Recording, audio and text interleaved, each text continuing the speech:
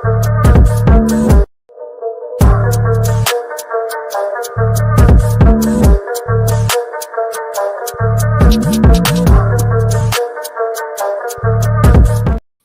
going on, world? It's your boy at Big Game James _36. This is Big Games BS, part of Did Media Group, presented by AlphaClinicOnline.com. That's where I was just at doing my Alpha Clinic gig on News for Jacks. Got some sad news, man. Sad news. We do the morning show there like once a month, sometimes twice. We're losing Jana, man, the tall white girl, man, tall drink of water, man, like the tallest white girl I've ever seen in my life personally, and she wears 6-inch heels. Like, it's crazy. Like, she towers over people. Like, it's kind of intimidating, but should be gone. Lots of things going on today, so got a pretty good show. We're gonna just go ahead and get the things rolling. Trying to remember, we had our show Friday. We had good numbers. A lot of things have happened. A lot of things that we must talk about. Yeah, I want you guys to join the discussion. We're going to talk a little high school football. We're going to talk a little college. We're going to talk a little pro, I'm assuming. Right, Jaden? And we're going to talk a little, I don't know what else we got. We're definitely going to talk about Trav. Man, I actually feel bad for him right now. But this is why we as men we got to start having the people who have been through some experiences in life start telling the truth. And it's time for us to have meaningful dialogue and discussions with the sexes. Okay, so first off, I'm mad about this. I'm so tired of people, and we have got to get people upgraded on their computers or laptops. Does this really look like? Is it because the suit is dark? It's dark green. Is it like I'm looking at this screen and that is not so? Long story. If you look at my thing from the Jags coverage yesterday, I wore the same suit. I wore this suit for 15 fucking minutes yesterday, and then I had to get up and do the news again. I'm not finna fucking just go. I got plenty of suits. I just didn't feel like going in the closet because you got to coordinate. You got to coordinate. But I'm gonna show y'all my dog Latham. Y'all don't really see the inside. This is Panther. It's got a little Black Panther-ish thing in here. So this suit is, now I'm also realizing like how old some of my suits are. So it's time for me to, got to start retiring some of them. But this is my fighting suit right here. I can, it moves. The fabric moves. I can run in this one. Actually, when I went to the Super Bowl in Tampa in 2021, excuse me, there was a shooting outside one of the events that we went, and I had to get out of there. And I had my I had some Yeezys on, the cream Yeezys, and I was able to get out of there. And I could pick my knees up in this suit. Some of the suits got they're a little more restrictive, but like it's not black. So this is dark green, black shirt though. The shirt is black, so you're not seeing things with that. Everything else, I need y'all to get y'all for Christmas time.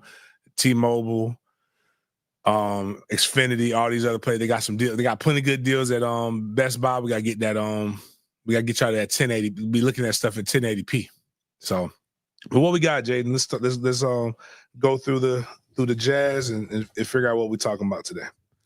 So we're gonna start off with Reigns versus Northwestern, and I don't even know if y'all want to call it a game, but just the events that occurred during that match, and then we're gonna talk about college. Obviously, the Heisman was the talk of the weekend, so talk about that and just Travis Hunter in general, and also the Pop-Tart Bowl trophy that they decided to post online, and I don't know why, but do both teams get? You got to win the Pop-Tart to get it, right? Yeah. Okay. And then we got the just the weekend of NFL games. Patrick Mahomes dealing with the right ankle injury. That's probably the most important news from the weekend, and also just touching on some other games as well. Then we got our big games BS segment.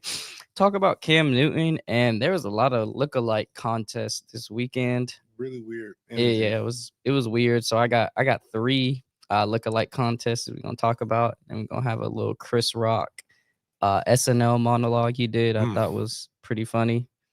And first things first, we're gonna talk about the Reigns versus Northwestern game, and it was in the FAU Stadium, correct? Pitbull Stadium. It's FIU. FIU. I'm sorry. Yeah, I'm sorry. FIU. It was there. FIU. Yeah, Okay. FIU. And we had the Northwestern Bulls, coached by former NFL quarterback Teddy Bridgewater. And we had Jacksonville's own Reigns, and the final score was 41-0. Miami Northwestern with their dominant win. What do you think about this, James? Man. Is this okay? I want to preface this, right? Fuck it. I'm gonna tell the truth. This is my show. And we didn't pray today. Before we do this here, let's get that prayer in real quick. Before I say this, let's sanctify and bless the show with our prayer, and then we'll get into this. One, then thank you, God, for another day. This is great.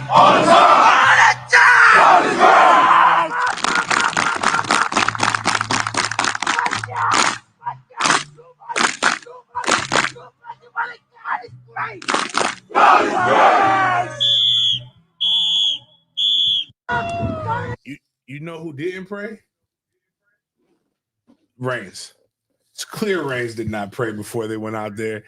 It's clear Teddy Bridgewater is not a Christian, because that was ungodly, the ass whooping that they put on them. And I'm going to say this at first. And some people have seen this firsthand. My boy, shout out to SB Production Media, does a lot of my camera stuff. I wanted the kids to win. In some way, shape, or form, I wanted those kids from Reigns High School to win, man. I wanted it for them, right? It's a great experience. But with most things, it's not the kids. It's the adults that fuck it up, that make me not want them to have the success that they deserve to have. Because they had a great year. Now, for those who don't know, if you're new to the show, I coach at a school called Mandarin High School. It's off Greenland Road. We're pretty good, man. We're pretty good program. They're trying to make a rivalry out of nothing. And we sitting over here and we've been taking shots. We played in the state championship last year. And when I tell you, we ain't get none of this shit. Not an iota. We ain't get we had an internal school pep rally. We had some other different things, man. But it's and I'm not even hating on it, but it's the energy and so Reigns is not the only black school. I think it's the first black school. In Jacksonville. Somebody correct me if I'm wrong. But they're good. Had a lot of kids transfer in. They set up to be able to win this year. All I heard is oh, y'all ducking us. Why y'all ducking us? Why y'all doing this? And I'm like, damn. I'm saying, I told them we're not ducking anybody. Gateway makes us play a couple guys. In order to win a state championship, you have to see something similar to what you will see in your state championship game. I've been clear on that. Oh, nah, man, it's good for the city. I was like, I don't give a fuck about being the best team in Jacksonville. I want to win state. Y'all, I said, in fact, y'all, we'll give you guys the best team. Y'all crown. Y'all have that. It was so much about being the best team in Jacksonville that they forgot that when you have a good team, the goal is to win the fucking state championship. And they did not play anybody who remotely looked like the team that they're playing, that they played. Like, bro, you said we sound scared. Bitch, we played fucking IMG Academy. Dog, IMG Academy. Not not the high school IMG, the national team where the backups go to D1 schools. We ain't scared of shit. We put people on our schedule that can help us. So what I'm saying is they put like, and the reason why Mandarin has to do that, because being a big school, we don't play anybody in the city when it comes time for us to go. When it's time for us to go to the playoffs, we got to go to the Panhandle. This, the beautiful thing about Rangers' schedule is they see through the first 3 rounds. Round 4, they got a chance to see Booker. Once they got out of town competition, Booker had them on the ropes. And then I told him, like, it would have been better. Here would have been a dope schedule for them. And I believe they would have played a better game against Northwestern. Orlando Jones is similar to Miami Northwestern. They had a good quarterback, fast wide receiver. Imagine if they would have played them outside of Wolfson High School. And some of them, I think they played. Maybe they played. I know they tried to schedule Wolfson week 5. Because I know week 5, we played IMG. Reigns' number 24 was balling. Like, I don't know if y'all saw the game. Number 24 was balling for Reigns in the state championship game. I knew he was a baller when I saw him play Mandarin JV on that Thursday that we went to go play IMG because we had week 5.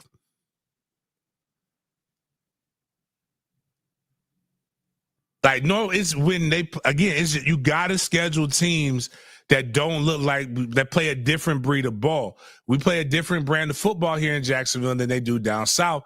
And they had a great season. It was a lot of other good shit going on. They represented the city as well as they could. But like, yo, that shit got out of hand extremely fast. I think you got to do the mine too. And again, if like all of that stuff was just, what was it for? I don't know, but I'll say this, man. Teddy B, and I knew when Teddy B was, when I saw them go up, I said, if Teddy B scored on this next one, they go up 21, it's going to be everybody go night-night. And boy, did everybody go night-night, man. But the crazy part is we played Reigns earlier like in the summer when we had a fight. What's funny is that, remember, if y'all watched the show, they had one of their parents, I think it was 24's dad. He called me fucking Urkel, man. Like, because we got in the fight, he was like, and the guy with the glasses, Urkel, is doing it. Oh, they called Mandarin thugs because of the fight. They called us everything that if somebody said that about them, we will be hollering racism. For them to be getting their ass whooped. And did anybody know what they did? And this is the crazy part. I remember seeing one of their coaches at the FSU practice. Hey, man, you don't know. We got them kids who about that life. And you know, they over there saying they want to fight. And they don't know we got to pull our guys back. Bitch, you went down to Miami and fought some motherfucking Miami. If you coaching with that mindset, you should have told your kids where the fuck you at. I don't know if y'all realize it, but Miami Northwestern is an inner city school as well. And you're in Miami. And you getting your ass whooped, and you want to go fight again?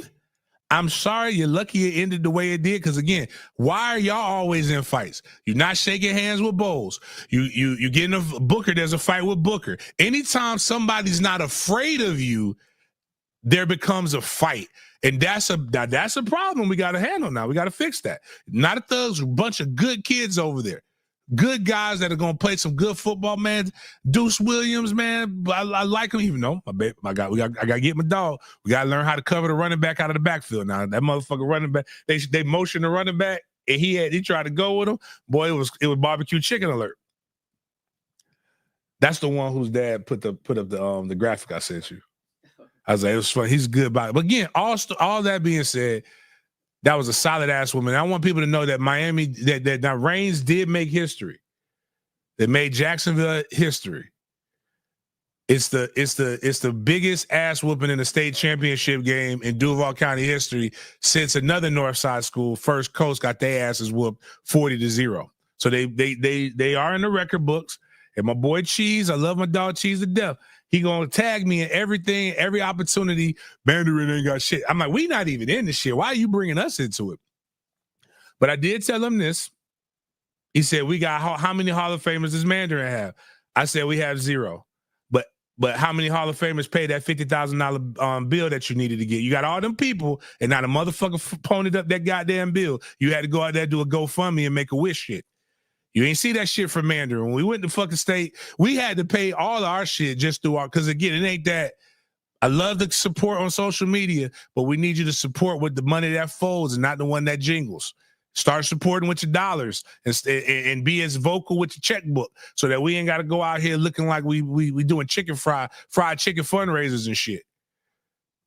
But I also told them this: ain't none of them Hall of Famers come out that fucking tunnel with you to get that, to stop that ass whooping. Like, we can talk about the past all we want, unless them motherfuckers suiting up. Let's B-Dog coming in that bitch suiting up, unless what's my goddamn? Let Bullet Bob coming out of that bitch and running routes for you. We need to keep the past the past. But they are, in fact, the best team in Jacksonville. But if the goal is to be the best team in Jacksonville, that's like trying to win gold in the Special Olympics.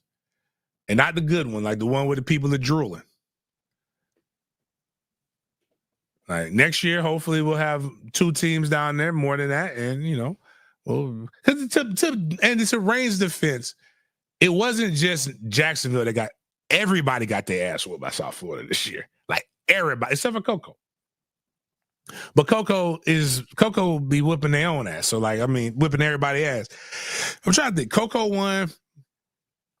Like, if we would have, what make me mad is if we would have played West Boca, we'd have beat the fuck out of West Boca. But we didn't, and we didn't get that. We didn't get that opportunity.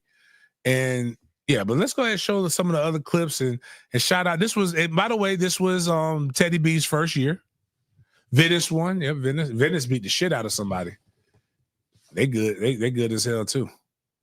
Oh, Venice beat the shit out of did they beat our boys? Did they beat Gadsden? I forgot who Venice played, but Venice, it was some ass whippery going on. Lake Mary, yeah, Lake Mary got their asses whooped. So this is one of the touchdown grabs by their Miami Northwestern's wide receiver Calvin Russell Jr. He'll be back next year. He's a 5-star and he's 6'5", if I'm not mistaken. And this was his touchdown grab he had during the game, which is crazy. Like what? So again, the Reigns coaches talk shit about Mandarin coaches all the time. So I'm just gonna put this. I have questions. Why is a midget guarding a giant? And why are you playing man? What did you see in your? All right, Mandarin runs man coverage a lot. We also have 4 guys that signed division, or 5. We have 4 guys. We have a bunch of guys who are Division I prospects there. You don't have that in your pocketbook, and there's nothing wrong with that. Admitting that. That's a 5-star receiver, dog. You got to make sure you got a dog on him. But all right, now let's push play, because right now, hold on, my bad. Right now, the Miami receiver is in acceleration phase, so he's scrouched a little bit. The Reigns DB is fucking tall. Like, he's as tall as he's going to get while he's scrunched up. This is not a good sign right now. But let's go ahead and push play. My bad. It looked like it's buffering. Andre Moore says, what was Central done the exact? I think Reigns would have scored a little bit more points on him. Damn, why am I looking like that? They can't still hear me? Yeah, I don't know if because you're not moving. Yeah, I'm definitely not in that position anymore. Make the video full screen. All right.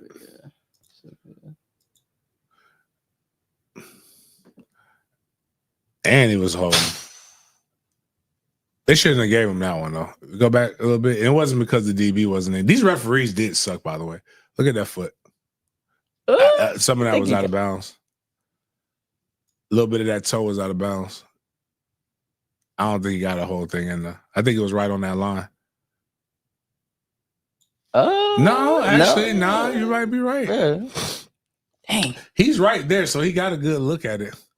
Oh man, he in that Rod Digger pose. That's that Rod Digger papoose. Damn, brother. No, Got to be more careful. I'll play it full speed because the sound effect. Oh, yeah, did they hit him with the brrr? They hit it with the whoo. Oh, man, nothing. That shit give you nightmares. Ooh, you don't hear that shit in your dreams, dog. Is the white man hold his heart?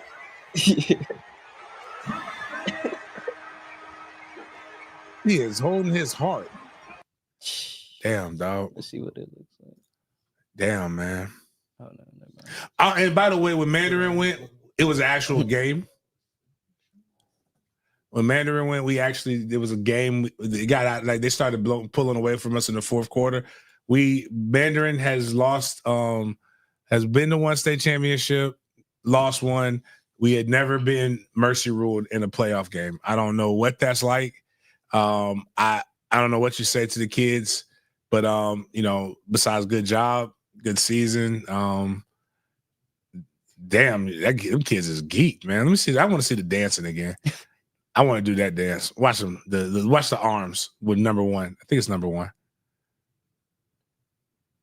Yeah, watch him. Boom, boom, boom. Number one got the moves. Give him the arms. Hit him with the arms. Hit him with the arms. Yeah. Yeah, all right, man. It's enough because I don't want that kid to. I don't want no. I know you guys like to tussle. I don't want no smoke. The kid was a good kid. He was in position. His coaches just shouldn't have put him in a situation where he's got to do all that by himself, man. All right, that's tough, dog. So, like you mentioned on Saturday, Lil Duval donated some money for to the band, so they'll be able to perform at halftime. And this is what he had to say after the defeat.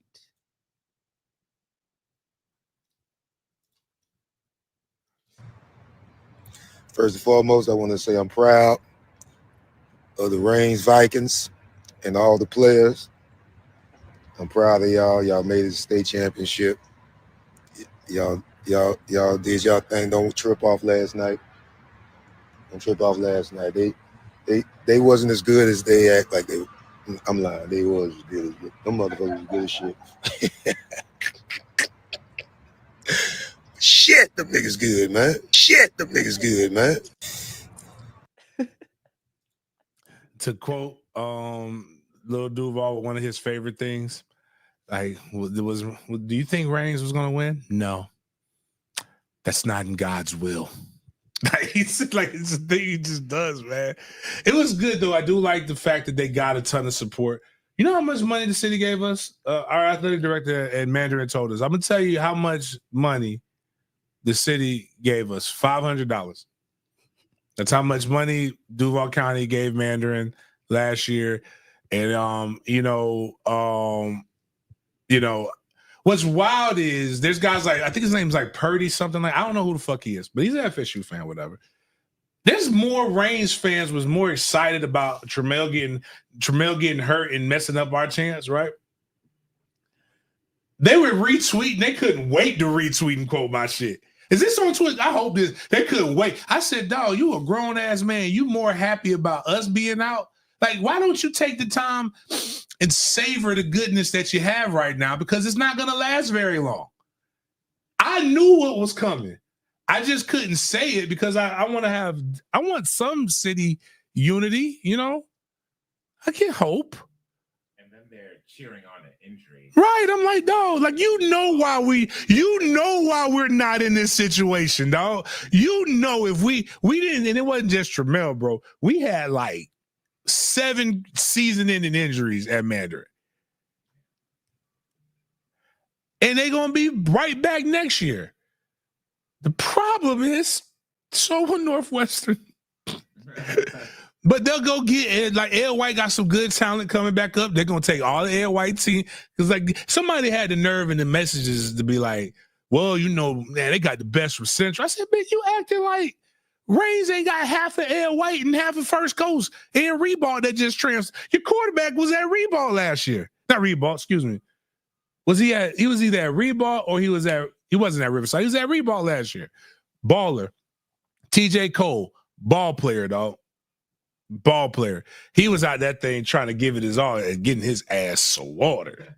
Like, he was running. You see the quarterbacks just running around and scrambling and just getting tagged. Mm-hmm.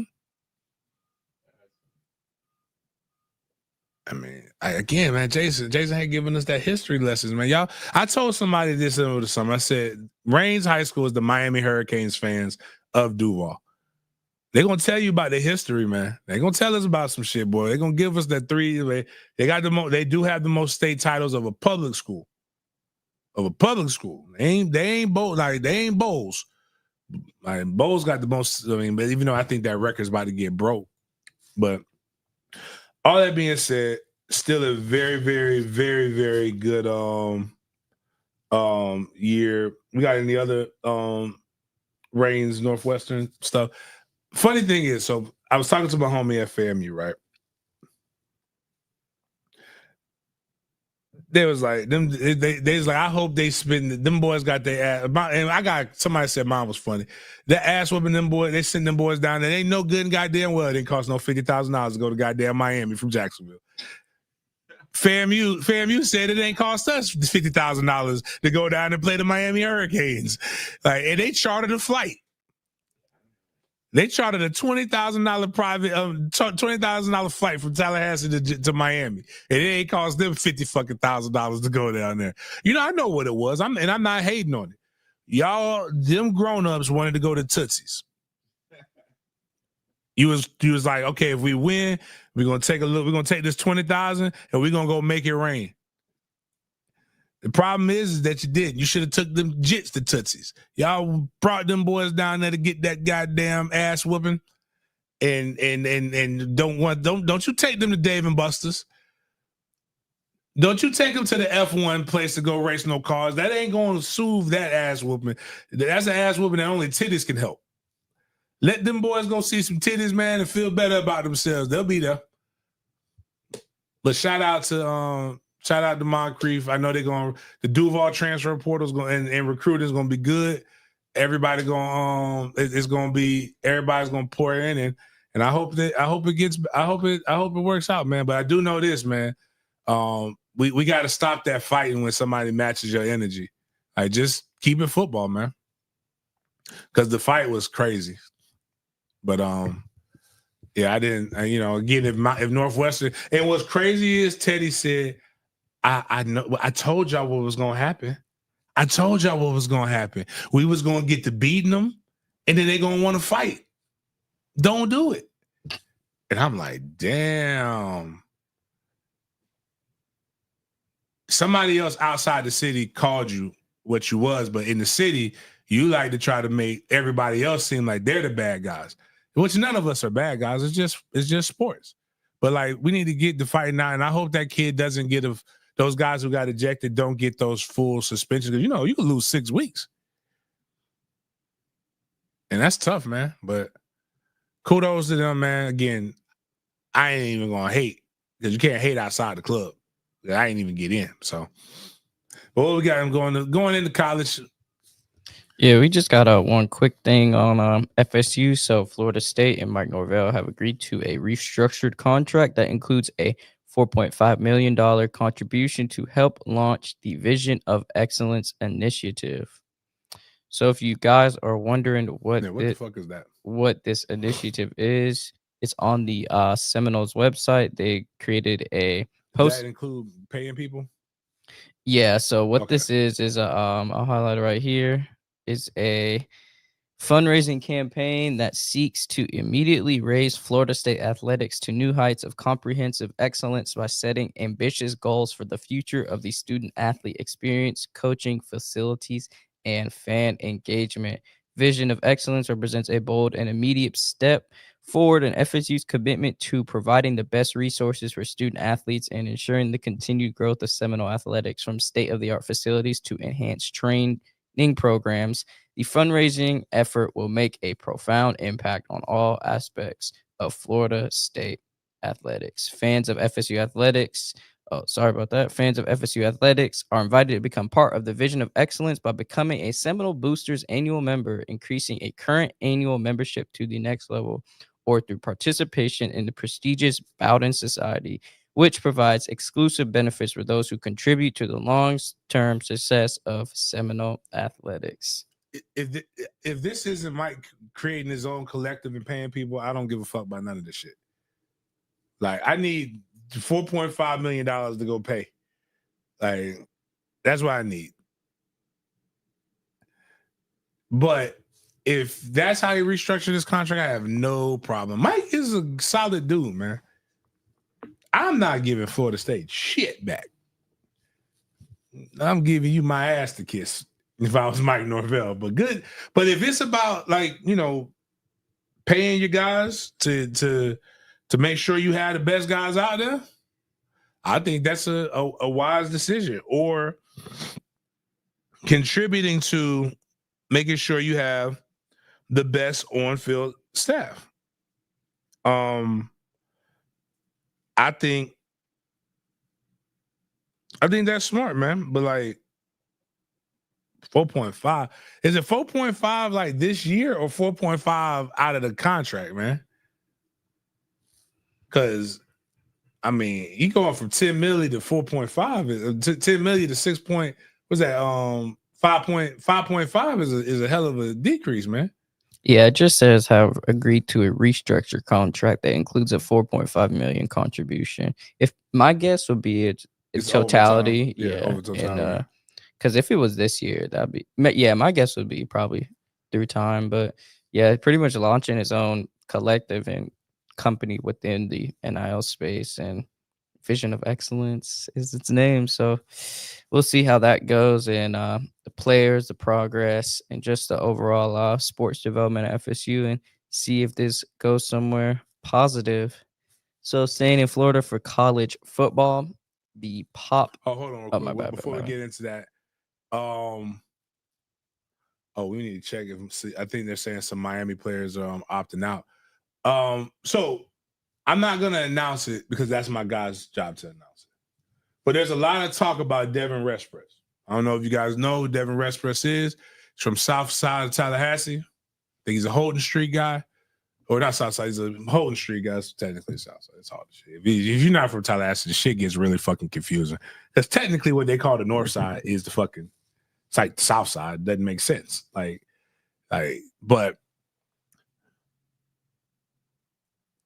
all I can say is Devin is in Tallahassee. You know how I know Devin's in Tallahassee? Because this is how I guess I always tell people, all I can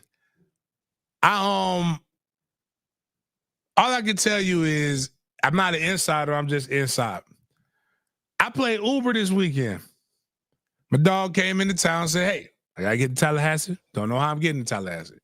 I hopped in the car, I drove my dog to Tallahassee and came right back. So when I tell y'all stuff, just know that that's what I'm telling y'all. Like, I am not trying to be one of them beat the meat writers. And I just, come on, man. Like, Zach ain't a looker, and we don't know what Snow Cone do. Snow Cone is sassy, so the verdict's out. We don't know what's going on. I think he's married. I think he got kids, but that don't mean nothing. That could be they call it beards. But like, it's my guy Devin is in Tallahassee. Don't know how long he's in Tallahassee. Might be in Tallahassee for a while. Might just be there because it's the holiday season. Christmas is Wednesday, right? A week from Wednesday, right? So could be home for Christmas. Could be home working. All I know is I wouldn't be surprised if you see a couple kids, well, at least one guy maybe pull himself out of the NFL and pull himself out of the draft. I'm just saying sometimes people, like, good job. Like, sometimes people come back home to Tallahassee. So Mike is going to revamp and get some more off-field people, and that might be a good one. We'll see. Good or not good, I love seeing people flourish and do their different things. So recently, the Pop-Tart Bowl committee announced revealed their trophy on socials, and they're claiming it's back and better than ever. So Pop-Tart partnered with GE Appliances to build this one-of-a-kind toaster trophy. It's about 1.3 times the size of a normal football. And the kicker is it's a fully functional toaster and can toast full-size Pop-Tarts. So you got to win to get this, though. Or does each team get a Pop-Tart? trophy? No, I think this is the championship. Yeah, this is a championship trophy. Mm-hmm. So Miami not getting this more than likely. Miami hasn't won a bowl game. They've won one bowl game since they've been in the ACC. Oh shit! Hold on. Hello.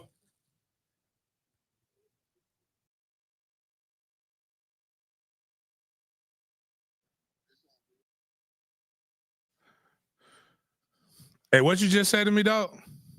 It's official. I'm home. I'm a Seminole. All right, so Devin Rispress is officially a Seminole.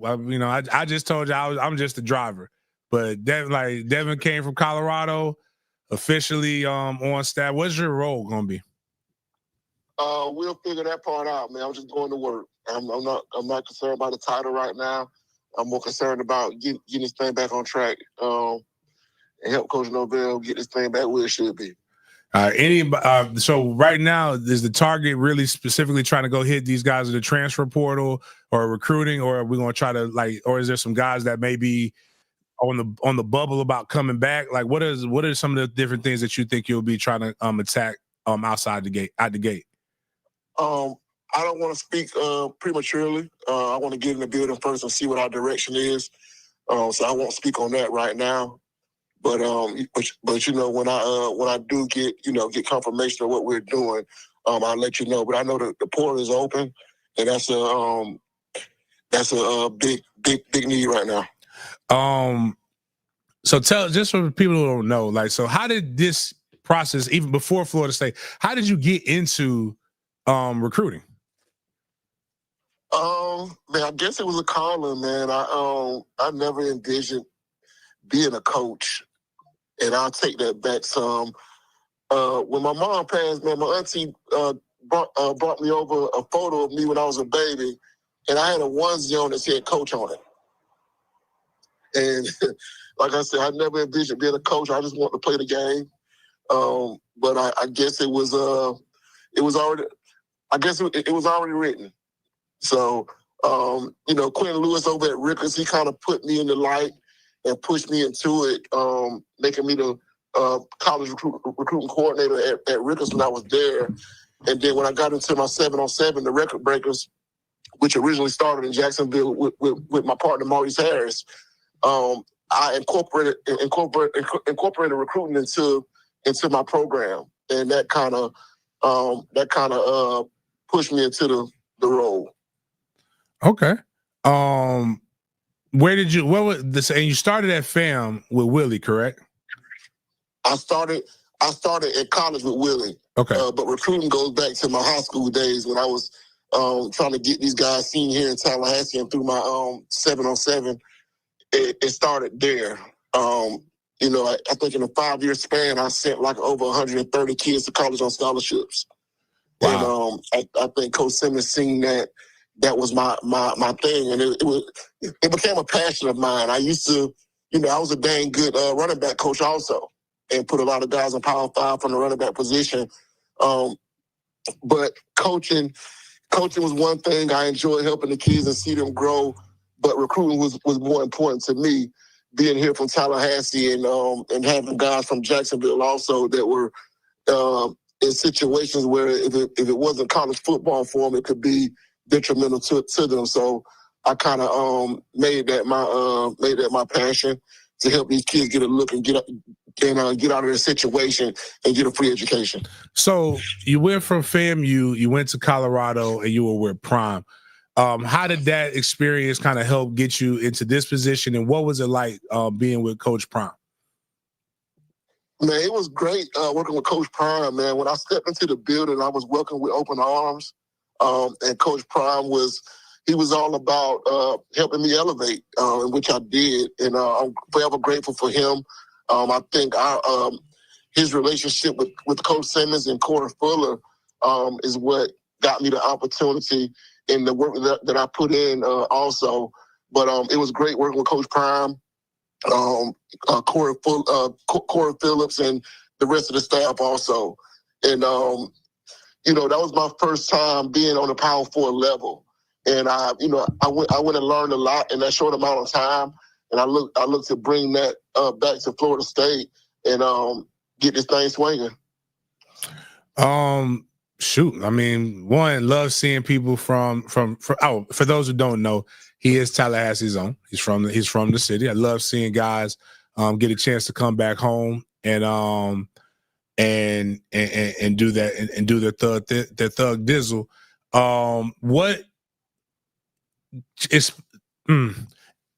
explain what the kind of work ethic, what kind of coach or off field, what kind of person is Devin Rispress? So the fan base here, obviously, some of us know from Facebook and some of the other different things, but what kind of person is Florida State getting on staff in Devin Rispress? For one, you're getting a guy that care about the kids, and that's why I embrace my off the field role. It's I was them at one point, so I know what it looks like. So we can talk ball all day, but the best thing I bring to the table is being involved in those kids' personal life and helping them navigate and become the young men that they set out to be. So I'm a people's person, man. I'm all for the kids. And as far as my work ethic goes, man, this is what I do. I have no desires of being an on-the-field coach. Some people do in these roles. They come into these roles and look to get on the field. I have no desire. I want to recruit. I want to bring the best back to Tallahassee. So just so you know that I don't know much about this stuff, but I did see a game on Saturday, and there's some kids down there. Miami Northwestern might be a good start. I don't really know. I mean, there's a couple kids that range still, but like Miami Northwestern put their whole foot in Range's ass. So like we might need to go check that. I don't know. Do you got does your contacts dip down to Miami, or where would people like see a strong suit? Like an FSU fan said, we not really like we've been blanked here. Where would they see the Rispress effect? I like to think I'm a nationwide guy, but I definitely have South Florida ties, a whole bunch of them. So South Florida has always been a hotbed for Florida State football, and I don't see it stopping anytime soon. You did mention Miami Northwestern, and they have a plethora of talent running around down there. It's I'm just ready to hit the ground running, man. I'll go to England and get a kid. I don't care what it is. They can play football. I'm looking for them. So I don't like to limit myself to one area. I think, like I said, I like to think I'm a nationwide guy. Oh, definitely, man. Nah, man. Again, extremely happy for you, man. Proud of you. I'm trying to keep this as I almost want to talk to you like we just talked, but this is I don't want you to. I know where I get my check. I don't want you getting I don't want you getting jammed up. We'll talk later, but obviously, anything I can do to help you, I always do that to help you, man. I want you to be your success is my success, brother. Yes, sir. Appreciate you. Shout out to Coach Norvell for bringing me home. My bad. Let's talk about thank you. Like, how does that happen? Did Mike just pick up the phone, or did D-Ray? Because D-Ray getting a lot of heat. I fucks with D-Ray. So like, what is it like working with D-Ray, and what is it like? How was the convo with Coach Norvell? How did that go? Whatever with the stuff that you would give us. I think it'd be great working with D-Ray. He saw something in me to bring me home. I'm pretty sure there were a number of guys he could have went and got. So I'm grateful for that. And with Coach Norvell, man, we go way back to, I think, his second day on the job here at Florida State. I received a phone call from Coach Norvell himself, and he told me that he wanted to talk to me.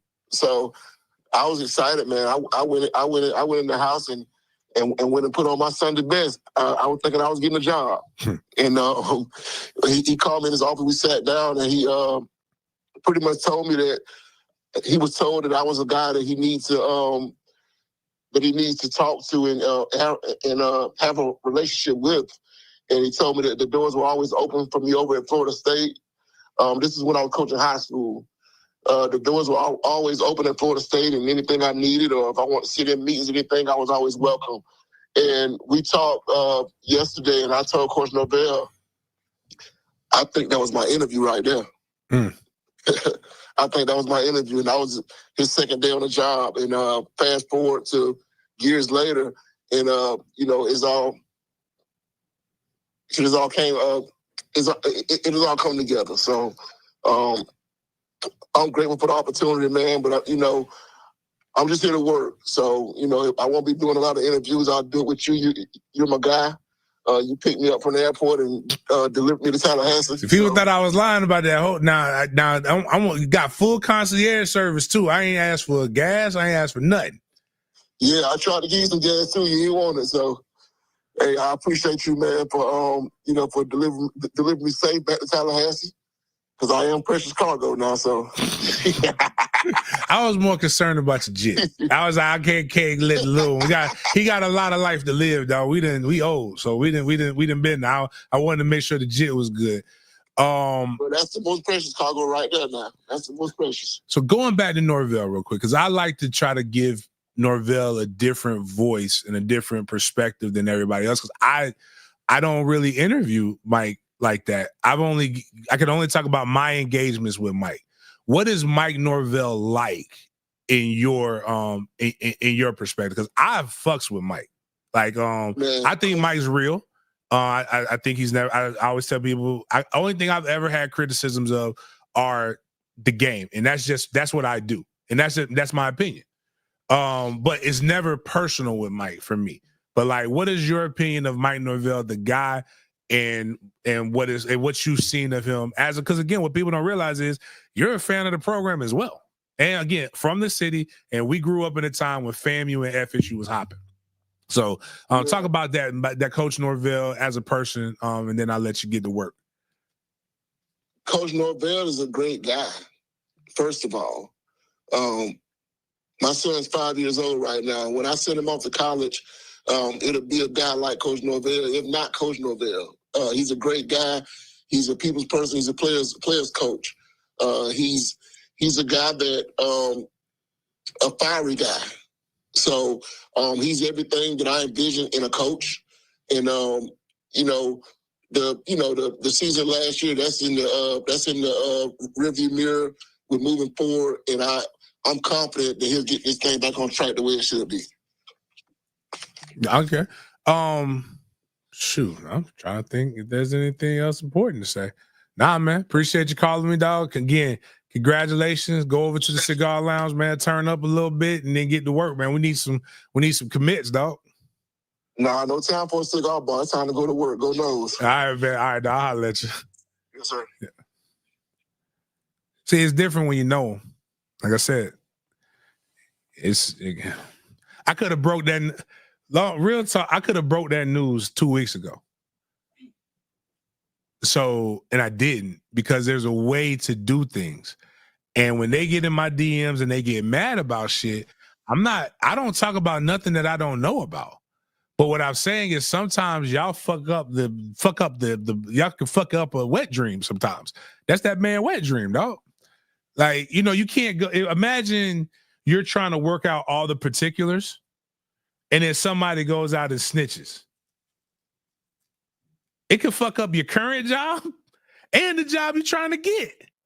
And it's no different than anybody else's job right now.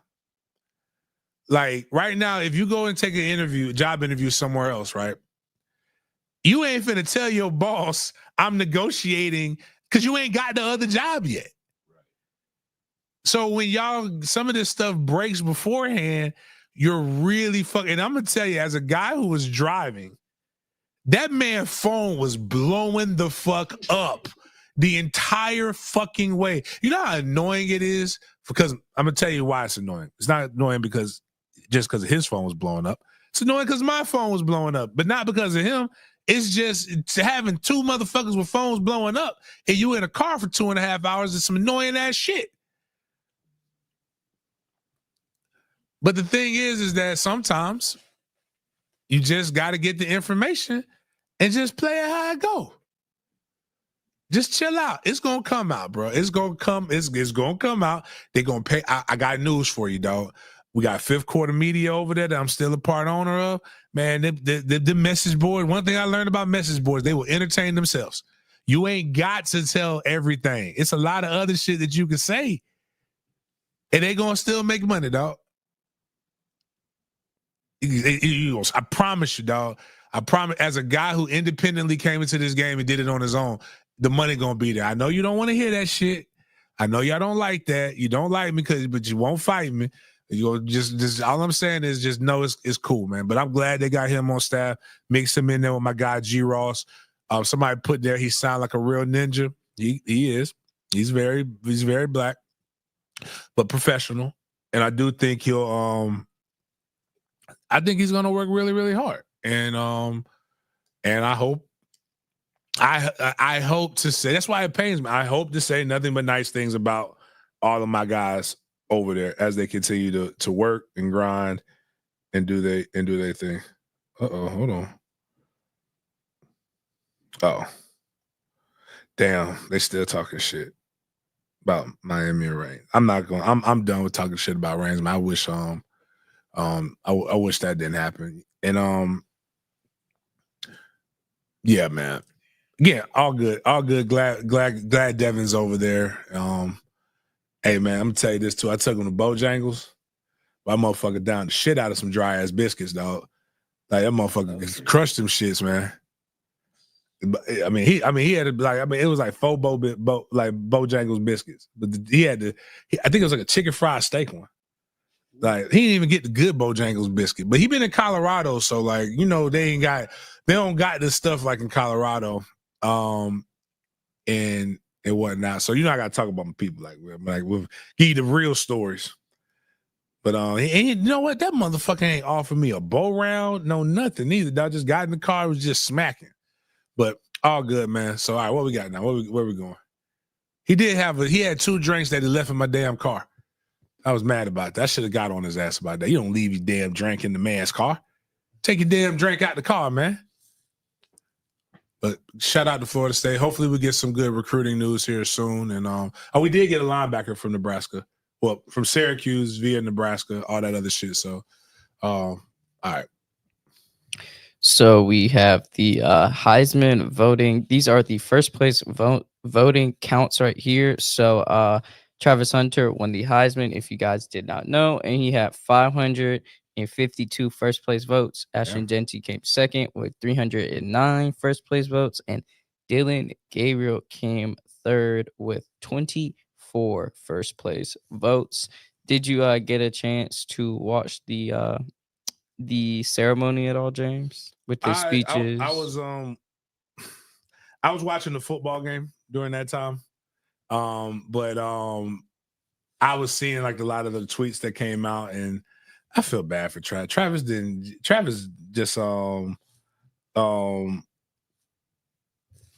deserves to be able to enjoy this moment without all the other bullshit. But it was it looked like a cool ceremony. It looked like Cam knew he wasn't gonna win. But he just enjoyed the free trip to New York. Yeah. These are the list of the non-quarterback Heisman winners since 2000. So Travis Hunter, Devontae Smith as a wide receiver in 2020, Derrick Henry as a running back, 2015, Mark Ingram as well as a running back, 2015, and then Reggie Bush in 2005 from the University of South Carolina. Who was that?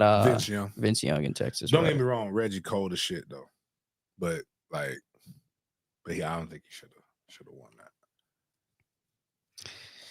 Yeah, so we got some. I remember having an argument with Reggie when we were going to we were taking a bus. I mean, not a bus, like a Sprinter van somewhere between, because all the rookies stayed in this Marriott hotel, and then they would take us to practices and stuff. And he just could not understand why Mario Williams was picked before him. And as a guy who went up against Mario Williams for 4 years, I said, brother, now it's everybody's 6'9", 300. That's not a outside of the wall thing. Then he was an anomaly. And I'm like, brother, I play with Lorenzo Booker, and he's like a diet version of you. There ain't no other Mario Williams, bro. But at that time, Mario negotiated his contract and was willing to take less money. So that's what why he was able to get that jump over Reggie Bush. But Reggie Bush was a motherfucker though. We like to highlight the Twitter account OptaStats for coming up and releasing these cool and interesting stats. So 2024 is the first year in which the winners of the Heisman Trophy, NBA MVP, and NHL MVP all played for the all play for teams in the same state. So that'd be Travis Hunter, Nikola Jokic, and NHL MVP Nathan McKinnon. So I thought this was just a pretty cool stat if you guys didn't know this already. And full of dogs, man. Colorado's home to the dogs right now. Yeah, very good thing. Kudos to what Dion has done there in his short time. Very, very you have to give props where props is due. Personally, and I know some people have a hard time with comprehension. This is my personal opinion, is Genty should have won the Heisman. But kudos to Travis for winning, and not just winning the Heisman, man. That man got a ton of trophies and awards. Do we have his dad? Like this, we gotta do, because as a dad, I would tell you what, bro. I don't know how I'll respond. Like, so we don't have the back. Do you have anything with the backdrop of not why he said this, but his father was not there. Did you have that? So the clips I have are him giving the message to his dad and then the dad's reaction. Okay, we'll give that. All right, so I'm gonna give you the whole thing first. Travis's grandmother, like his dad's mom, wanted to be in high, and they only give you so many spots.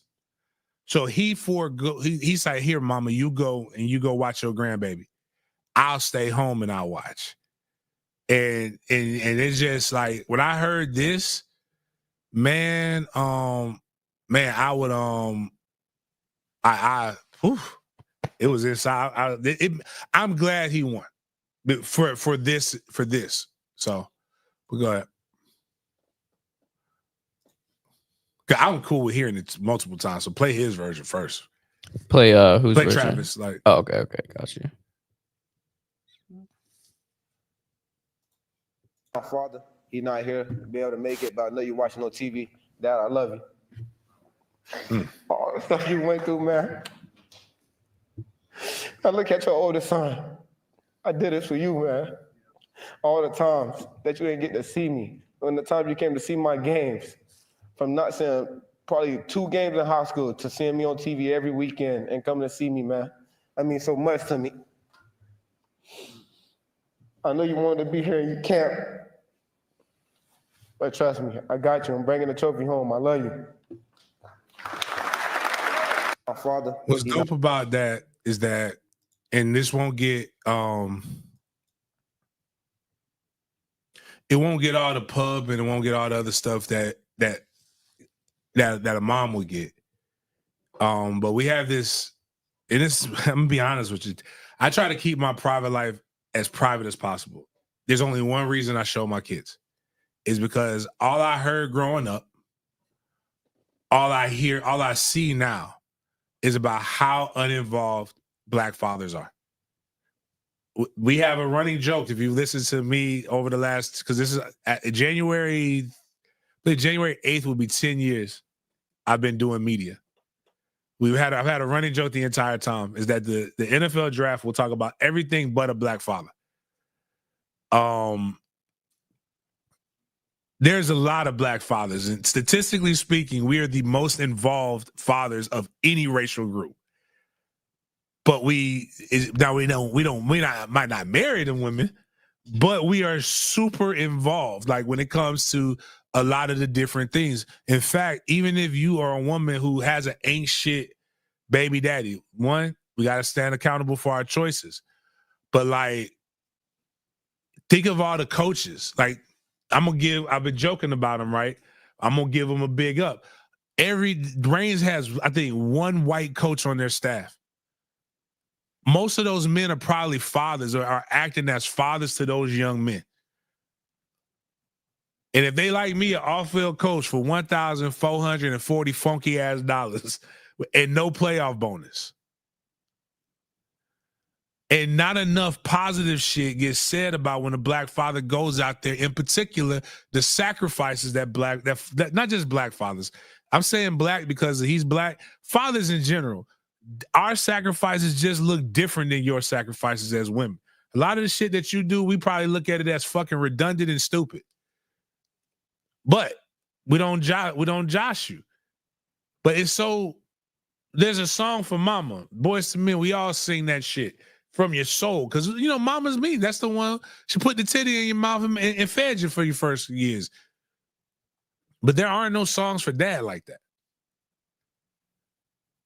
Like, and just to see this, and the crazy part is, most real dads, this is the best gift that you could give him, is the fact that you saw it and you appreciated it.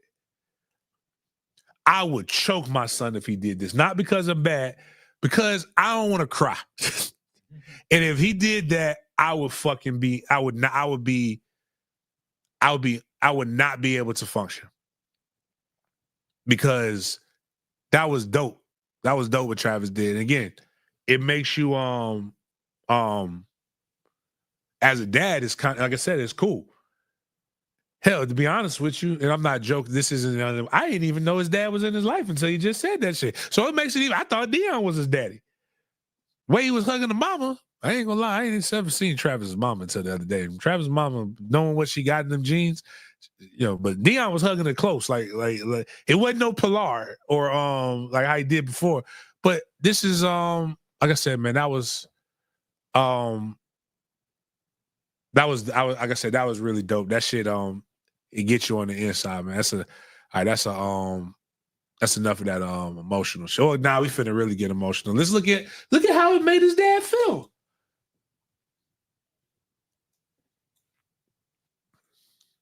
And so now we have video of his pops. 1.3 and only 1.3 million views on this one. I don't know, maybe some other things have a bunch of them. Okay. This shit need to have this. Let this shit go viral. Yeah, come on now. Let it go. I look at your oldest son. I did it for you, man. You hear me? All the time. Oh, that you didn't get to see me. When the time you came to see my games. I'm not saying probably 2 games in high school to seeing me on TV every weekend and coming to see me, man. That means so much to me. I know you want to be here. You can't. But trust me, I got you. I'm bringing the trophy home. I love you. Yes, sir. Yeah. I'm talking about. I just want to put it real quick, because I know Travis is making money, but can we talk about the elephant in the room? Like, go back, blow that up. I want you to blow this up. Your son is allegedly making millions and millions of dollars in college. Can we look at the inside of this house again? You gonna do this? No, what I'm saying is maybe, just maybe, these guys are getting paid, but not what you think that they're getting paid. Oh, okay. I feel you. Travis actually made a good point before. He was like, if I got $1 million, my mom wouldn't be living in an apartment when he first got to college.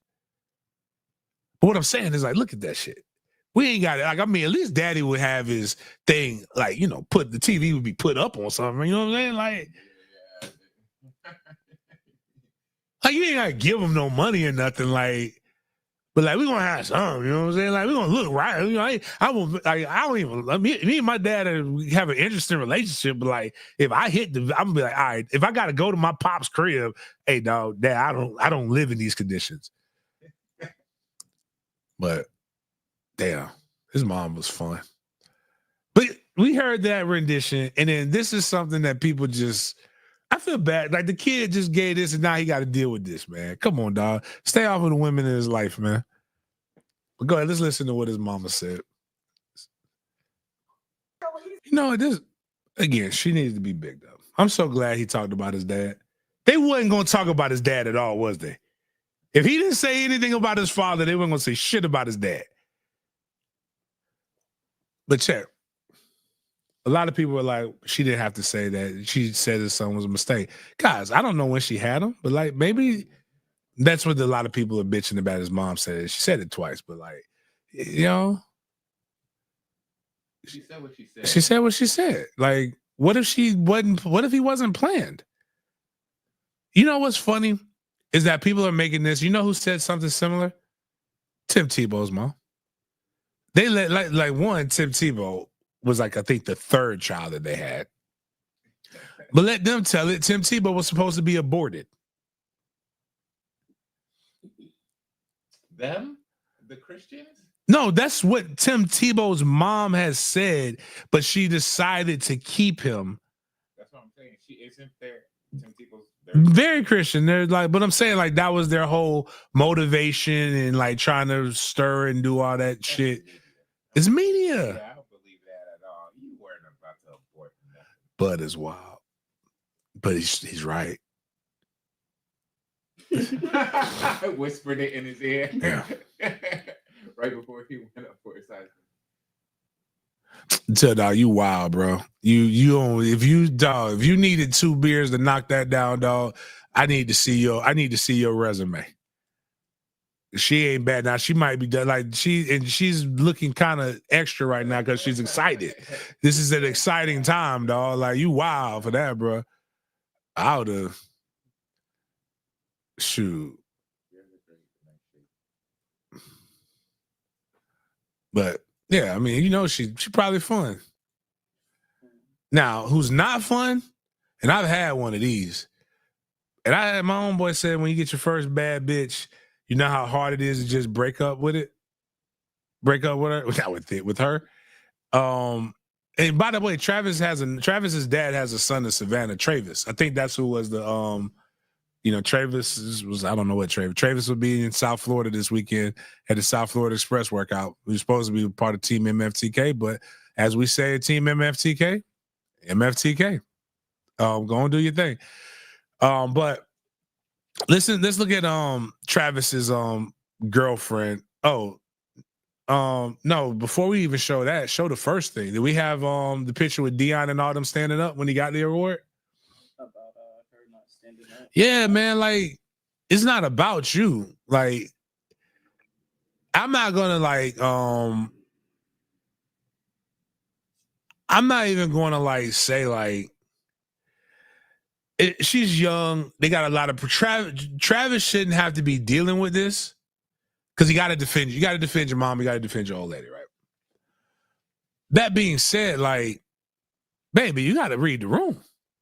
If everybody, it's like church. When everybody stands up in church, you know what you're supposed to do? Stand up. Even if you don't know why you're standing up, just stand up. But we could just you can show this video right here. Did she really say that, or is that what they the caption? I want to hear it because I haven't listened to it. He over here taking. This is what you got to do when you Travis Hunter went with.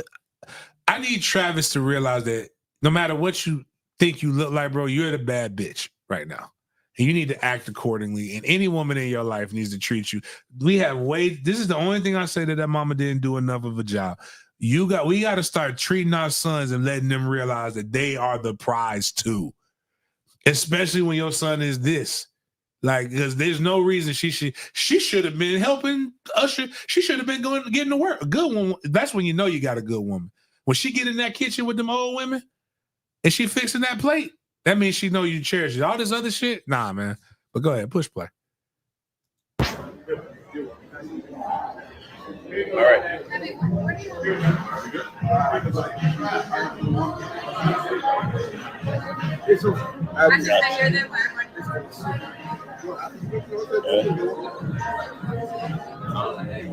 You went to the hotel, you go walk around.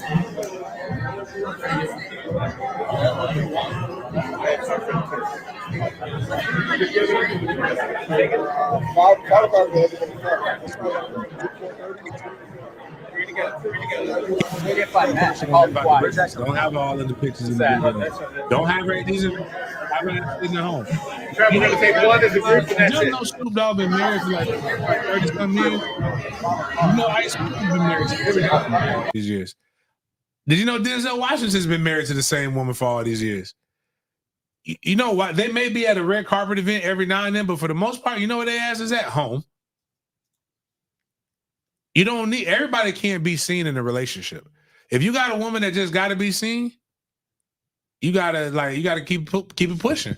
And do we have the clip of him defending her? Let's play the clip because he got it. Now you're being put in an impossible situation because you got to defend your chick.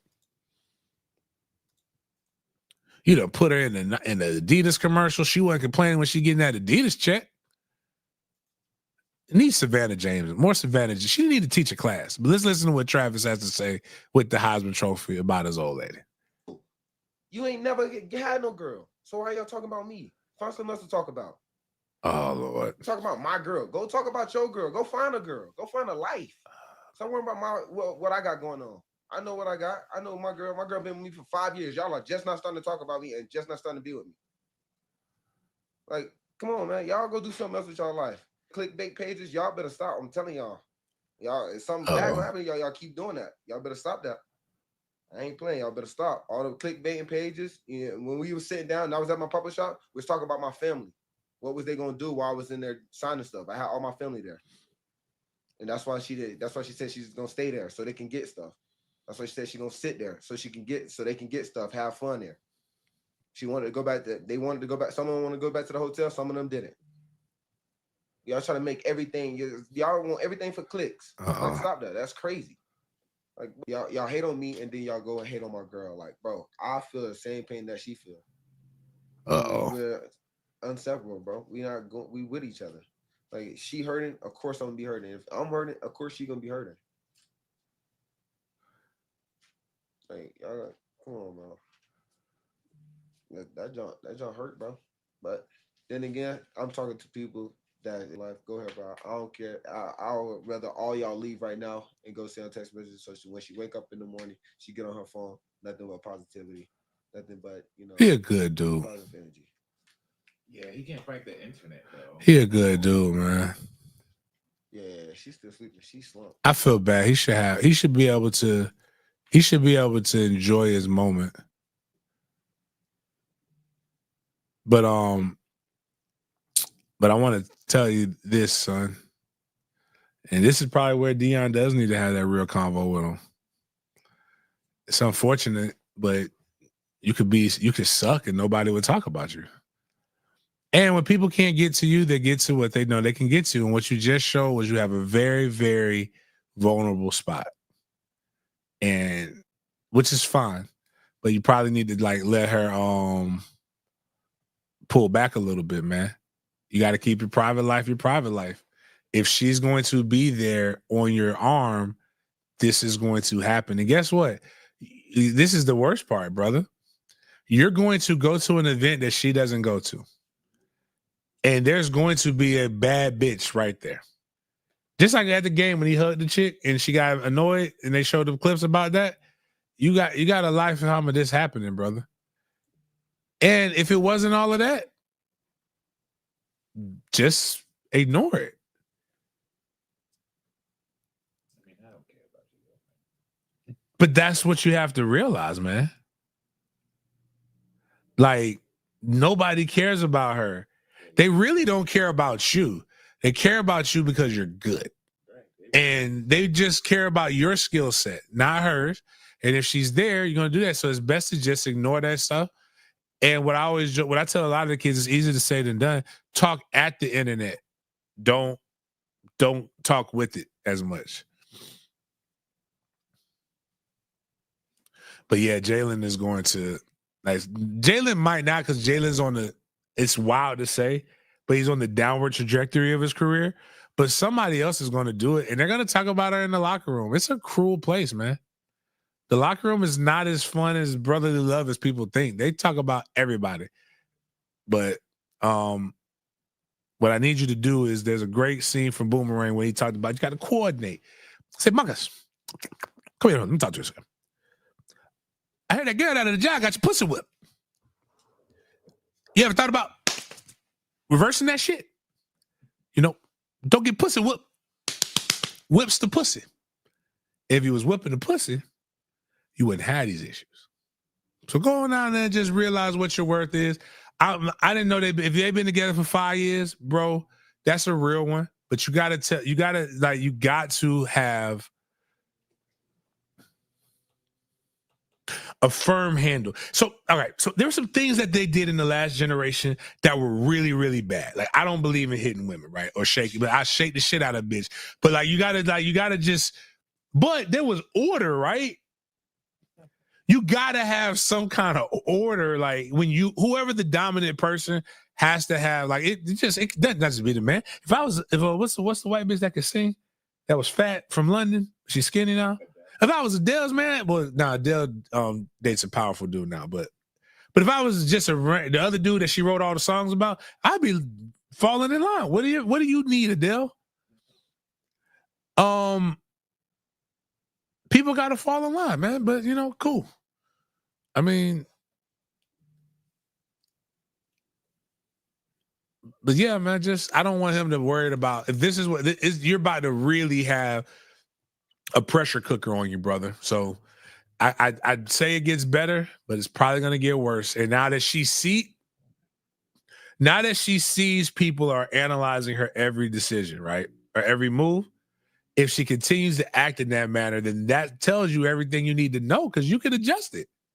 Am I right or wrong about that? Like, if I know people looking at my everything, I'm going to be sitting here acting the way I need to act. So, but yeah. You can't stop the clickbait. You can't fight all the clickbait pages. What are you going to do? You can't fight everybody going to say some shit, something crazy. But I get it though. Been there, dog. But I've been with a chick that was with me for a little bit, and then she was just my family hated her, and they saw it before I saw it. I'm gonna be honest, she had good pussy. Like, it's good pussy to do it to you, dog. Like, when you that young, good man. Listen, it might not. I'm not judging hers. She might not even necessarily have good pussy, but she's got willing pussy because she's got 30. Women don't even know how to use their vagina correctly till they get 30.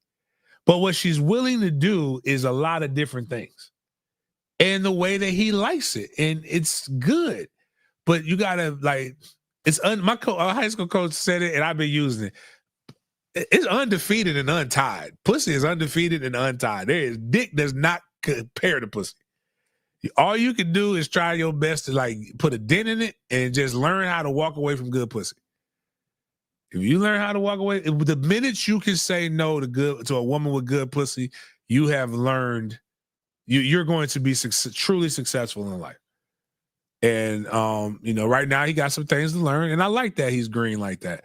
I hope he continues to persevere and then get better, because or go to a small market team, because, man, I don't even know if a small market team. Well, if he gets I hope the Giants don't pick him. Because the pussy's gonna be crazy up there.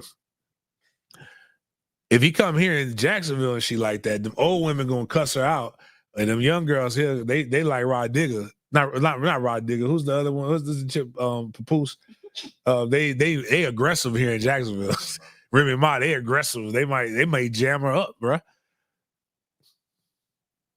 But yeah, man. Oof. All right, next thing. So I wanted to ask you this question. I just thought it'd be cool for the audience. And me and my friend were talking about it too. So I don't know if y'all seen the picture. It's like if you had to pick a lunch table or pick a seat at lunch, who you picking? So the Heisman winner, the 2024 Heisman winner was just announced. So my question for you, James, is if you had to pick 3 Heisman winners to hang out with, who would you pick? Jameis.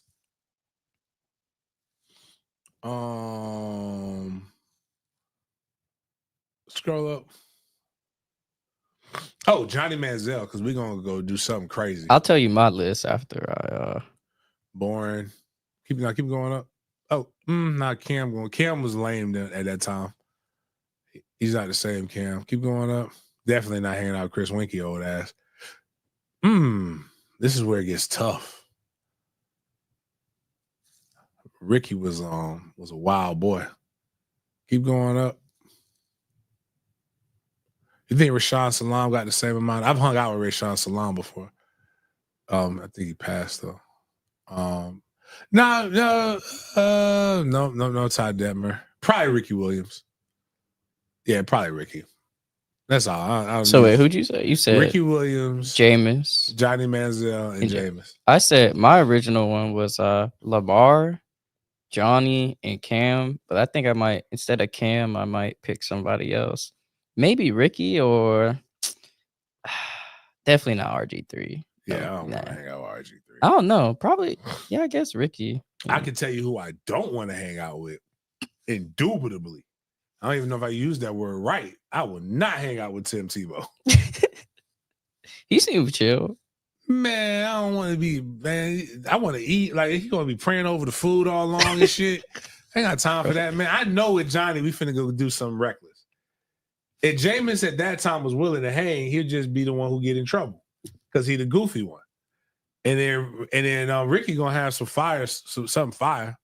So even if you don't partake, he can go get the he can go get some women for Johnny. Dang, that's crazy. They were both freshmen and they won the Heisman. Yeah, man. Man, go scroll all the way. I want to see the old people. You don't know if you want to. I mean, one of them, some of them might not want to hang out with me. They'd be like, "What are you doing here, boy?" Scroll. I definitely don't want to hang out with nobody with no haircuts like that. That's the or leather helmets. We're not hanging out with the leather helmets. Oh, OJ. I forgot he won a Heisman. Yeah, man, I want to hang out with OJ. Oh man. God. I know where the white bitches at. OJ, we have a great time, no? OJ, Johnny, and Jameis. Oh my God. That'd be like a cartoon right there, boy. Forgot Archie won it twice. Earl Campbell couldn't hang out with us because he can't walk right now. He's been going through it since I was in high school. Herschel Walker brain is smooth. Smooth brain. Yeah, nah. They don't got OJ up there? No, we did. We passed it. I didn't know that, because they be trying to act like, they could just erase OJ. Like, come on, dog. All right. Jim Plunkett was cool. But now I don't know enough about his off-field. I tell you, I love Charlie Ward to death. I don't want to hang out with Charlie. He gives me Charlie's serious too vibes. cool. Like, you're not gonna say shit. Charlie, just chill, man. All right, yeah. So, yeah, and it was like the 30th anniversary of Colorado winning the Heisman with Rashawn Salam winning in '94. And yeah, it was just I knew right when they said that Travis was gonna win, because I didn't know that in the past. That when they just say random shit, that yeah. People be forgetting about. Yeah. Rashawn Salam is a guy that people just be forgetting about. Like, so. Right, yeah. So I thought that was pretty cool, and yeah. So next thing we have transitioning to the NFL. There's a lot of good games going on this week, and Jaguars played this past week. Yesterday they played the Jets at home. Mm-hmm. It was a close game. End of the game was we just folded, man. Devontae Adams went off, 9 receptions, 198 yards, 2 touchdowns. Mac Jones had 2 very careless interceptions that really caused us to. One of them, boy. Somebody put up that Mac Jones is like it has some Jameis moments, and boy, he's the white Jameis without the success. But like, he has a natty, right? Mac won a natty, right? Let me with Bama, yeah. Just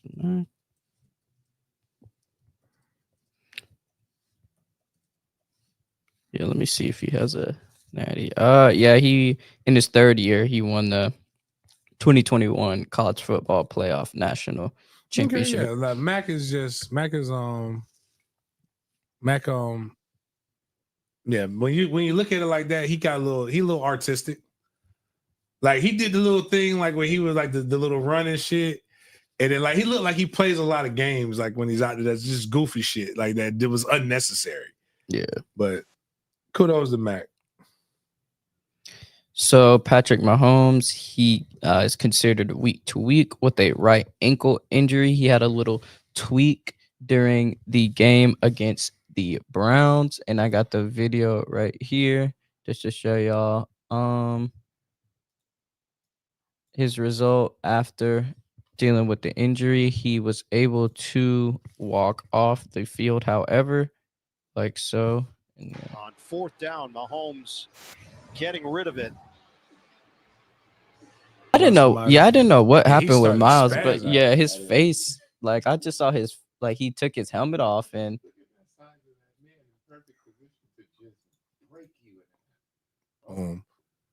Gotta take it, okay.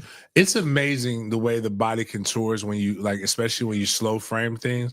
Like, there's a picture of me running, and I don't know how I didn't fall. The shot that the camera guy has, my ankle is literally on the ground, like turned all the way over. It is like I was like, you would just think, oh yeah, he fell down, but I got like 15 yards on that. Like after that, I don't even know what happened, man. But damn. I used to love Maurice Clark. I thought he was overrated. Huge shout out to Brian Thomas Jr. on the Jags. He holds the Jaguars franchise record for receiving yards and receiving touchdowns by a rookie. Definitely a great pickup in the draft, and he's just a special rookie. He's nice. He's nice. If they should have been throwing him the fucking ball. Yeah. Like all the games, the Jags have 7 losses. I think they're 1-7 in games with one possession or more. I mean, one possession or less. Is this our best draft pick in what, 5? He's the most because right it's now only 1 year, so only 1 year. He's gonna fuck up next year. They can trust me. But I like him. They get somebody who can actually block or find somebody who can actually talk to Trevor to throwing the ball to this guy. They're gonna be fine. Next. So the Pittsburgh Steelers played the Philadelphia Eagles yesterday, and Jalen Hurts and AJ Brown reconnected, and they had a great chemistry yesterday, and resulting in AJ Brown having 8 receptions for 110 yards, and Devontae Smith also balled out as well. 11 receptions, 109 yards, a touchdown. But Saquon had 19 carries, 65 yards, no touchdown. So I know some people's parlays were probably hurting from that. But I have a couple of video clips from the Eagles versus Steelers games just to highlight some of the comical moments and just talk about the game and just talk about some of the moments. So Jalen Hurts took to the post-game conference to tell the media what is up. I know you saw this, James. I think you retweeted this. Oh, yeah. You're looking like Shamar Moore. So that's what y'all wanted to see, huh?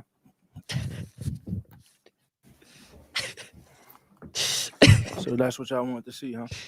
I saw so many people take to Twitter and defend him and praise him for this, but I don't know. I just kind of thought it was lame. I'm not gonna lie, but that's just me personally.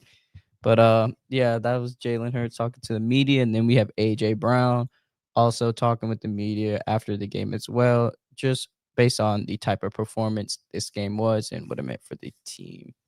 First off, I don't give a fuck about none of that shit. Y'all should have did this shit last week, and then I would have hit my 16-leg parlay. It's fucking week too late. But anyways, whatever. After the touchdown, I know you guys have done it before, but was that kind of a good way to show people like, For sure. That was our moment to tell everybody to shut up. Honestly.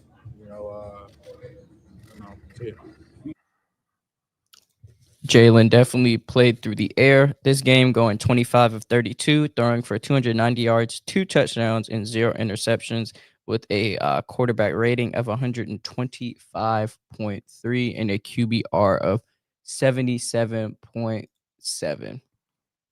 So I just wanted to share this clip with y'all. Shout out the lineman, man. 366-pound Titans lineman Tavondre Sweat. It's really not hard, dog. You want to win games, man, even though you didn't win this one. But just get a ball. Get a fullback in your life, even though he was another player. This is the one where he played lined up at fullback, or he was just running? No, this is when he recovered. Yeah. They had him just a lot. Like you're going backwards, and the big guys going forward are really athletic and very strong and very explosive, and it's just tough. Jared Goff, man, had to face Josh Allen, man, had to face the NFL MVP frontrunner. It was about time. Just like KC is gonna lose another game. even it's been time for Detroit to lose. Detroit's been asking to lose for a while. So it's been that time.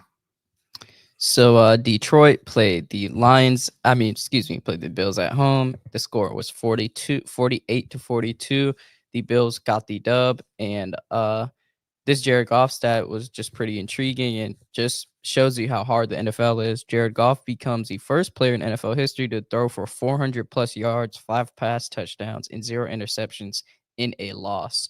So this was the second highest scoring game this season, 48-40 to 42. What is that? 90 points. That's 90 combined total points. And the first highest scoring game, Josh Allen was also a part of that. I think it was last week when they played the Rams. So Josh Allen always, bet the over on this. And Josh Allen moves to 11-3. The Bills do, and the Detroit Lions are still 12-2, the number 1 spot in the NFC division as well. And did you get a chance to watch this game, James? No, I didn't. I was watching it from my phone. Mm-hmm. Like, not the game, but like watching the stats. Yeah, because I had bet on it. I bet that they were going to lose to the Bills. So, but like I said, it's been time. They've been asking to lose for a little bit. But what's going to be funny is, again, people say, oh, the NFL is like, man, shit. This is what the AFC is. You got KC 13-1, which is wild. Pittsburgh is 10-4. Houston stinks and they're 9-5. And Buffalo's 11-3. There's so much, they're so close at the top that it almost doesn't even matter. I would rather just go ahead and get that one game. But then I'm looking at the NFC, 12-2 Philly, 12-2 Detroit. And shit, what's fucked up about Detroit is Minnesota. Minnesota plays tonight, right? And they're 11-2. So it's like the competition is really, really good, man. But yeah, the Vikings play the Bears at home tonight, 8 p.m. And speaking of the Lions and Josh Allen, man, he had a great game. He was 23 of 34, 362 yards, and 4 total touchdowns, no interceptions. And he had this crazy play that ended up getting called back. It was like a chest pass touchdown. I don't know if you saw that. But that ended up getting called back. I think it was like a holding or something. But I hate when that happens. He was just playing video games out there, and it's between him and Lamar for MVP right now. And Josh Allen, he definitely gets the nod, even though Lamar's stats are in some cases much better than his. Obviously, Josh, his team has a little upper hand just because of their record, things like that. But transitioning from Lamar to his to the other NFL MVP front runner, from Josh Allen to Lamar, the other NFL MVP front runner. So Lamar also went off as well. He played, He played and balled out. He had he was 21 of 25 against the New York Giants. Had 290 passing yards and 5 touchdowns and no interceptions. Damn. Only Tom Brady and Drew Brees have more 5 touchdown, 0 interception games in NFL history. And he also had I remember him getting cussed out by his mom. So he had, I believe, 6 carries for 65 yards, if I'm not mistaken. Let me make sure I give you all the right numbers on that. Yep, he had 6 carries for 65 yards. So, decided to use his legs a little bit more in this game. And I know a lot of the fans and bettors want him to do that as well, especially in situations where they think he can ball out and run.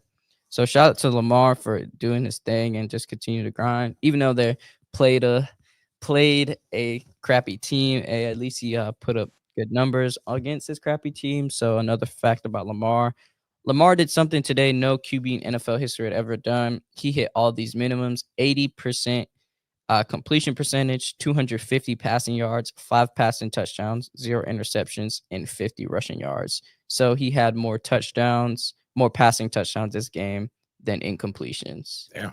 So he had 4 incompletions and 5 passing touchdowns, which is that's just crazy in of itself. And some of the last things we have about this, Lamar has 5 games with 5 plus passing touchdowns with 5 or less incompletions. Nobody else has more than 3 games in NFL history with this stat. So James, I want to ask you, who do you think who's the front runner for the NFL MVP in your eyes? If it was ending today, I'm going with Lamar. How come you are going with Lamar over Josh Allen? Be honest with you, it's because he's black. No, I was just joking. I think he's the best player. If MVP to me is the most valuable player. You take him off of the Ravens, they stink. Like, I don't know. His wide receivers are getting a little bit better, but they're still inconsistent. The defense hasn't been doing what they needed to do. Josh Allen is impressive. He's got they've built pieces around him, and I like that. So I like Lamar's more exciting, and I think he's been going up against the odds the entire time. So that's the main thing. But I'm not as adamant on this one as I was about wanting to see Jitty win the Heisman. But I do think the only thing that would make me because Derek has a case as well as Saquon Barkley have a case. There's nobody else on Bills that has a case, in my opinion, to win the MVP. So, but yeah, I'm gonna stick with I'm sticking with my guy. Derrick Henry's current Heisman odds per DraftKings is plus 100,000, which is crazy. And because he's a running back. But Saquon, like you said, even though he's having a much better season, his is plus 1,300. He's currently 3rd ranked, and Josh Allen is obviously first with he's favored by 900. Then Lamar plus 550. Then you got Saquon. Then you got Jared Goff. So yeah, if I had to pick as well, Lamar has it's hard because Josh Allen's team is better, and I know like that's a really big indicator for these MVP awards. So I feel like he will get it, but obviously Lamar is just a beast, and he's the game plan. Like, so I think it's gonna be a good MVP race. Finish up these last couple of NFL weeks, and we'll see how it goes. And just this one video I wanted to show. I know we're Anthony Richardson fans, but man, he got embarrassed. But I want to show this crazy play. I think this is one of the top plays from this past weekend of Lamar doing what he does on the run, but they didn't know he got his weight up. So I just want to show y'all this video. So you said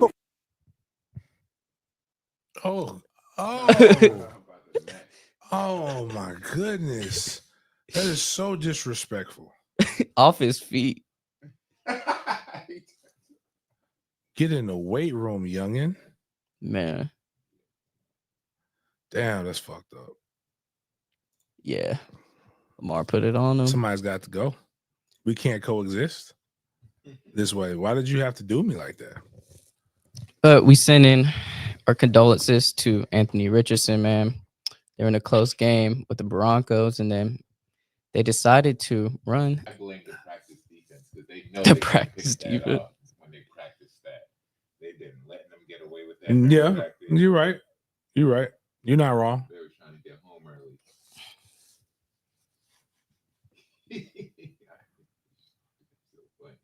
I believe this is the Broncos, the defender who intercepted it. I believe this is his second pick six of the season. So shout out him. Helped with the Pro Bowl voting. Yeah. And I wanted to show you also this Keon Coleman catch he had. Shout out to Killer, his favorite football player. Shout out to Clay Fink for the retweet. And yeah, it's a good snag. You always got to keep your head on the swivel when you got Josh Allen throwing you the ball, and it paid off for Keon. But yeah, Josh Allen, he got hit too right when he threw the ball. Yeah, give him about 5 minutes. Okay. Thank you. Damn, me early.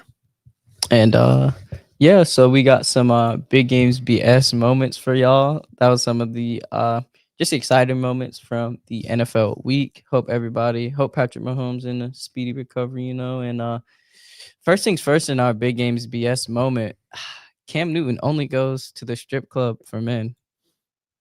Hold on. That's a crazy sentence. yeah, that's a wild way to say. There's got to be more to this. But then again, he's very Atlanta, so anything could be. That's why I was saying, like, Cam Newton now isn't the same Cam Newton that was in college. This Cam Newton is like, this is when you that you're a preacher's kid and you've been like holding shit inside. Like, let me hear what he's got to say. I never went to a strip club for women. I always went to strip clubs for guys. What? Bro, what are you talking about, man? No homo. We went to a strip club. No diddy. I'm a competitor. I wasn't gonna spend no money if I didn't see nobody else spending money. As soon as I seen somebody thinking that they got money, okay, you spending 5, I'm gonna spend 6. If you gonna spend 10, I'm gonna spend 15. And then we're gonna have a rain off. Yeah, I love it. So I say you do that in Onyx. So that's my whole thing. It's like, I don't go to strip clubs for chicks, even though I want decoration. I was a competitor, still am a competitor, to think like, nigga, you think you got it, but you don't got it. That 15 that you making, I'm gonna spend my 15 and I'm gonna make it back easy. You know what I'm saying? Like, it ain't that. Just to say this story, because I got this. What I thought. Yeah, you're so competitive. This you is gay. why people say that why when they go to the clubs, they like be up on each other. They're not going for the women no more. Like, bro, you're having a dick measuring contest in the place full of clits and titties. Yeah, that doesn't make any sense. Like, no, man, fine, brother. This is a shame. I don't want to spend any money. Like, at the end of the day, like, no, this is not the flex that you think this is. I know. Why didn't nobody tell him? Like, my brother in Christ, like, I don't know what the fuck is going on. Like, is everything all right, Kim? People, I just be saying that. The problem when you talk too much is that you say too much. Yeah. You say anything. When people talk too much, say anything. Yeah, I was just about to say that. Sometimes they can get blinded by the microphones and stuff. I remember I think it was last week, I heard they was like on Nightcap, Shannon and Ocho, and they were like, Ocho was like, you saying you use this same rag to wash your face and wipe your nuts? And Shannon Sharp was like, yeah, I do. That's a country ass. And I was like, nah, you can't be saying that on Nightcap, man. Country than a motherfucker. See, the only reason I give him a pass is because I know he country than a motherfucker. But like outside of that, dog, like, nah, bro, you were out of pocket, sir. So y'all never went to the strip clubs for the dudes? That's what y'all saying? Yeah, never went to the strip clubs. And just what happens if there's a richer, what if Tom Brady's at that strip club? Like, that would be so funny to see. Just a fiscally responsible person was there. Like then Tom's gonna beat you again. Like, I don't want to. What are we competing for? Yeah, like, what is the like? We're supposed to be there to relax and have a good time, brother. You need to okay. You know what? I think sometimes it was a guy who said something. I'm the type of dude that when if I see one of my exes out there enjoying herself with a new dude, I'm gonna go send a bottle to them just to let her know. I'm like, no, you sound incredibly fucking stupid. Like, dang. You bring a bottle, send me a bottle, please. Yeah. I'm gonna drink the shit out of that bottle and be like, you see that? And I'm a point. Like, you see that dumb motherfucker right there? That dumb motherfucker right there think that this is gonna stop me from doing things to this woman that he could never do. And I'm like, a lot of that shit just be stupid, dog. Especially over strip club, the only winner in that is the girls. Strip club. It's strip club owners and the women. That's why the ladies on the conversation were quiet, like, yeah. No, because they was, I think the two ladies, they were former strippers. Yeah, former strippers during Big Meech's heyday. Ooh. So they kids going to college. You in the club and Meech is in there, man. Come on, dog. That's crazy. People be saying anything, dog. I'm with people like tariffs on podcast equipment. They need to do that.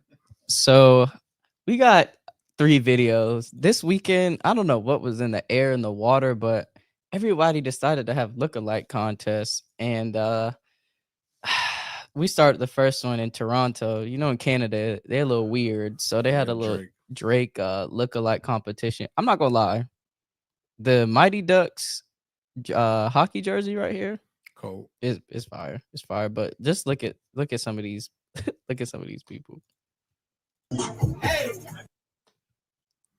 I just couldn't go spend my life. All right, now he looked like Drake closer. That's a she? Yeah. Okay, from here he looks like Drake. He doesn't look like Drake from here.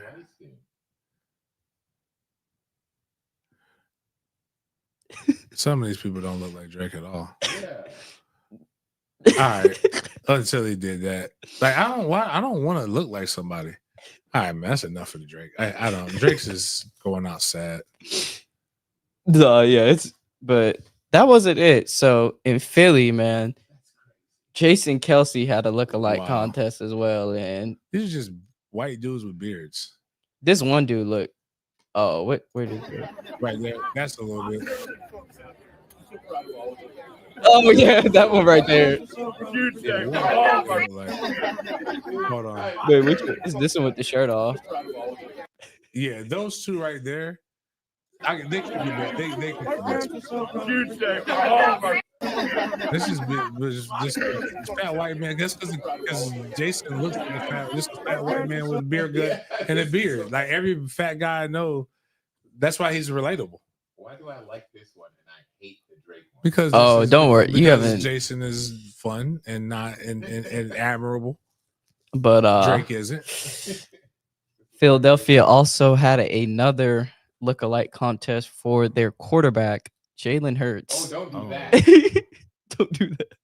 Whoa. So this is their lookalike contest, and there's then only one person who can win this. And Shamar Moore would have won this hands down.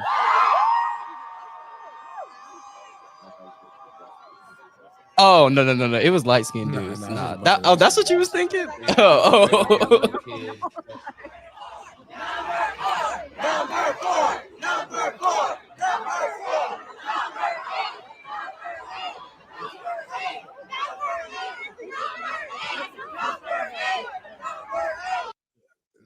And that's the winner. No, I don't like it. Could you tell me your name? I'm sorry. What's your name? Caleb Mofisone. Now, do people stop you on the street all the time? Yeah? Yeah, a little bit. Cool. The most important question, are you single? Single. Bro, why are you acting cool, bro? You went to a lookalike contest. Why are you trying to act cool? You a dick rider, bro. Like, that don't make no sense. Try to act cool. I don't want to look like somebody. Like if I look like him, like if this was my look, if that was his look before, because before Jalen Hurts, you look like Shamar Moore, the actor. I'm getting a full beard. Yeah. I'm not getting the goatee. I'm not doing all of the other things that they do. I don't want to be confused by another person. Like, man, whatever, dog. We used to fight wars and build shit. This is what we've come to. This is why this is make America great. If Trump does something to get rid of this stuff, he's got my vote again. He can be dictator for life. Just rid us of this shit. This shit is funny. Yeah, I thought this was I don't funny. give a fuck what anybody says. And this is going to definitely jam our channel, but we'll be all right. It's nah, gonna. It's fine. The NFL is going to already do it. I think SNL, I have to actually delete it because they will not re-show the show. But we got it. Go ahead, play it. Things that I've learned when you know you're a bad person is nobody feels bad for the CEO of United Healthcare, and nobody feels bad for Remy Ma. When black women can't jump on your train like to help you out and be like, nah, girl, you a terrible person. And when everybody collectively is like, who's gonna kill the next CEO? Brother, you guys got to know you're on the wrong side of history. So on that note, man, appreciate y'all for chopping up with me on this Monday, guys. We'll see you guys on Wednesday. Unless there's some new FSU news that comes in. Outside of that, peace.